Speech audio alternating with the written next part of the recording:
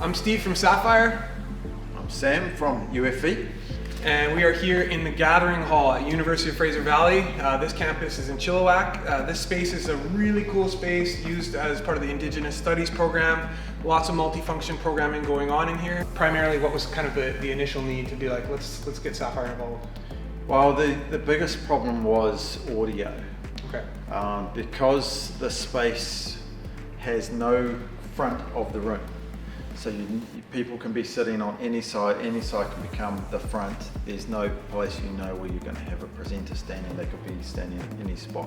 Before you guys came in, we just had 2 point source speakers up in the corner. They were fine, but what was happening is you also there's a lot of elderly, like the elders that come in as part of the Indigenous group.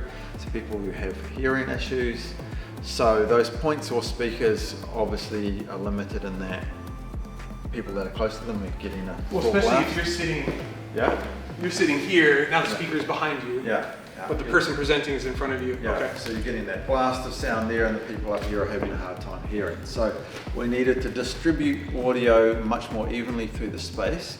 It's all wood, hard surfaces. So we had obviously acoustic challenges with getting before feedback on mics, things like that. One of the cool things for me about this project was when you approached me with it. We obviously met here, we took some site photos and some measurements, and you're like, I've already drawn this in SketchUp, which is a 3D render of the room. And you had your interpretation of what, like, hey, this is what I know, like maybe some pendant speakers hanging in between, but then when we looked at it, we're like, well, there's lighting in every one of those spots, and we had to get unique in thinking, like, with these channels, these wooden channels, what could we fit in there? Yeah. And so I took your render, we dropped it into some sound software, it's called Sound Vision from L-Acoustics, which is generally a product, like it's a more premium product, but what they've done is they've created this architectural line of some of their other products and be able to fit it in and recess and do custom coloring. So people don't even know where the sound's coming from. They don't really even see it at all. Awesome. Even the big subs there, they just think it's an HVAC unit or something. So that was really achieved from an aesthetic point of view, but also the way it's like the wood somehow is just working. It's just making the sound spread very nicely. I'm able to get a lot of level before feedback on mics. Even if people don't know how to use do they use lav mics as well? Mostly just a handheld. I have got lavs that can be used that are much less level with those. So I try to steer people to a headset if they want to do that. Yeah. And when we originally working on the design, we talked about different types of user groups, and you were like, there's so many different things, and you said sometimes there'd be people in here banging a big drum and they may want to amplify that, or there's different music groups, and it could be a real range of dynamic levels. Yes.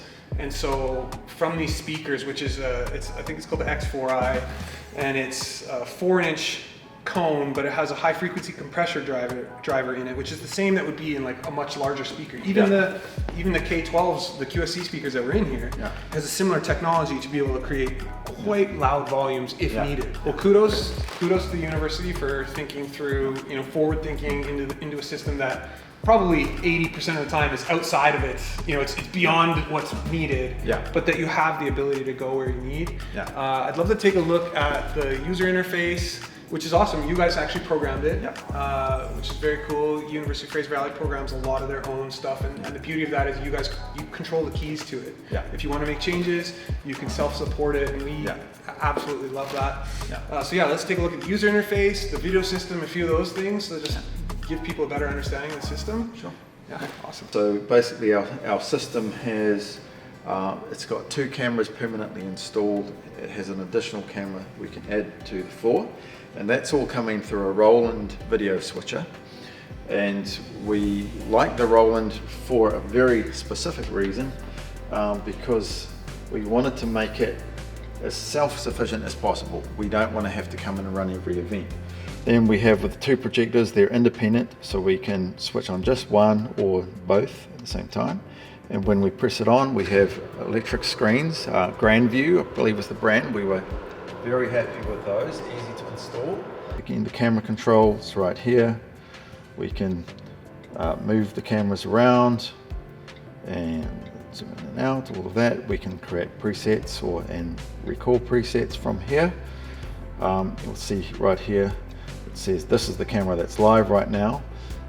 So I can set the other camera up to do what I want, and then I can just tap the screen and now it's live onto that camera.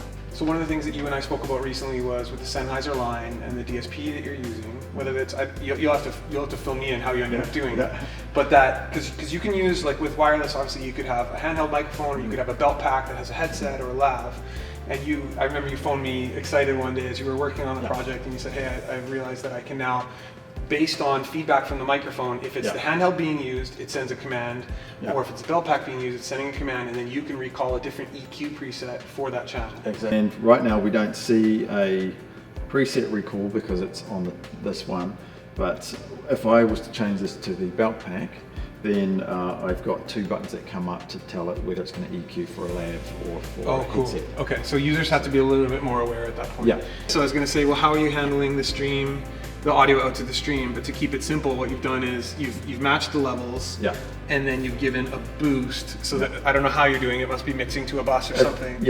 And that's really awesome. So instead of users managing 2 complete individual mixes, you've just said, hey, like if the stream says they're not getting enough boost, you've got a bit of extra boost there. Exactly, yeah. Oh, that's cool, man. All right, well, I've seen what it's supposed to sound like in the design software, but I haven't actually heard it in real life myself, so I'm just gonna play some tunes and take a good listen. Yeah, it's so present, right? Yeah, feels good.